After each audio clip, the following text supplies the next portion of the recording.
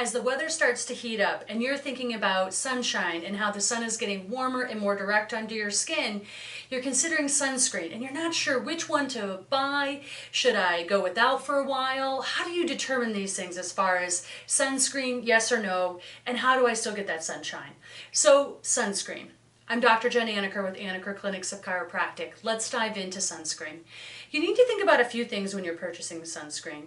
Your skin is one of your largest organs on your body, so we really need to be mindful of what are you putting into your body. Yes, we want to protect from the sun, but we also want to know what is your body absorbing in any chemicals that might be in sunscreen.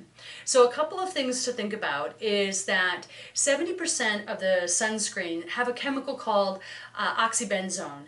And oxybenzone is also, when they did research, they looked and they found that 95% of the United States population had that already in their body.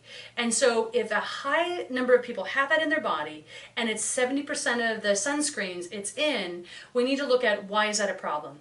Well, this particular, the oxybenzone, that it is an endocrine disruptor, or it plays havoc with your hormones. For example, in men, it could have decreased sperm count. With women, you could see things like endometriosis. And so the last thing we need is to have more chemicals in our body, obviously for this reason. It is also said that in sunscreen, some of the chemicals can also have neurotoxicity that could obviously affect your body and your brain health, and so no, we don't want that either.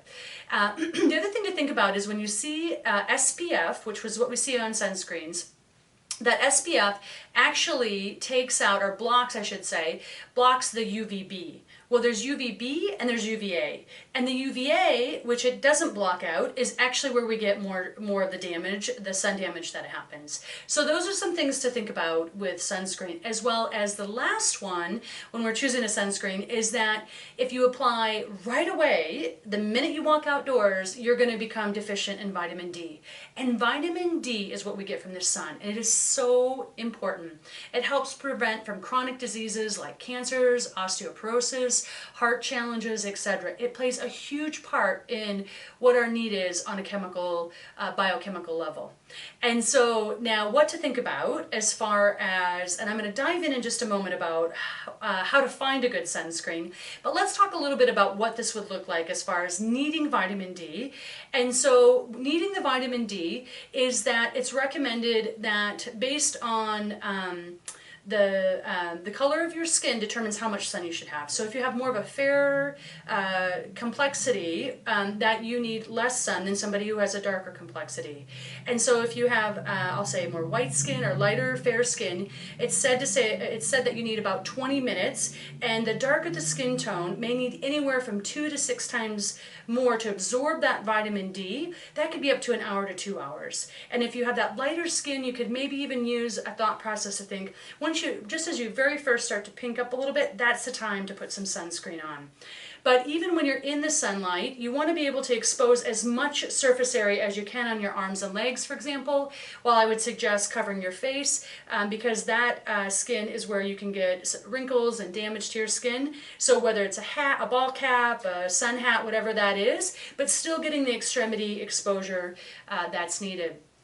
And then if you're going to be in longer, of course, you're going to want to put on that sunscreen. But you can also think about covering up, whether it's, obviously, kiddos have those great longer shirts that they wear swimming these days, or if you have a shirt that breathes well, but maybe it covers more area as, the longer that you're in the sunshine, or if you have, under shade or bring an umbrella, those types of things are great as well.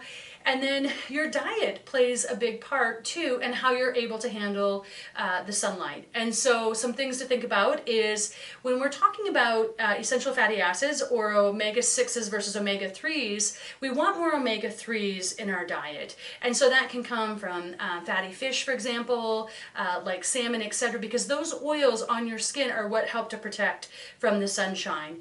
Also, it's by no surprise that when you have those warmer months, it's amazing to think that that's a time where you have more fruits and vegetables that are being concentrated as far as being able to harvest during those warmer months, which is by design that also helps you because it provides antioxidant to help to fight off any free radicals that are going on with more sun exposure.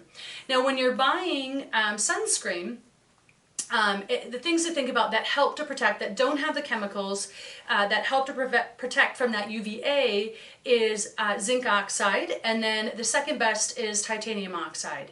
Now, how do I find from there? Is that go to EWG or environmentalworkinggroup.org, so EWG.org is a great site, and this site is nonprofit. They're very consumer driven to be able to explain to you what are the least toxic products that you can get, and every year they post what are the best sunscreens, and you can look and see where is your sunscreen on there, how is it rated, or maybe you just go, I've got to get out and find one and let me see what they rate as the top ones. I know, just for example, the one that I like to use is Badger. It's very easy to find. You certainly can find it online, Whole Foods, the Co-op, Natural Grocers, any place that's a more natural grocery store would have that product.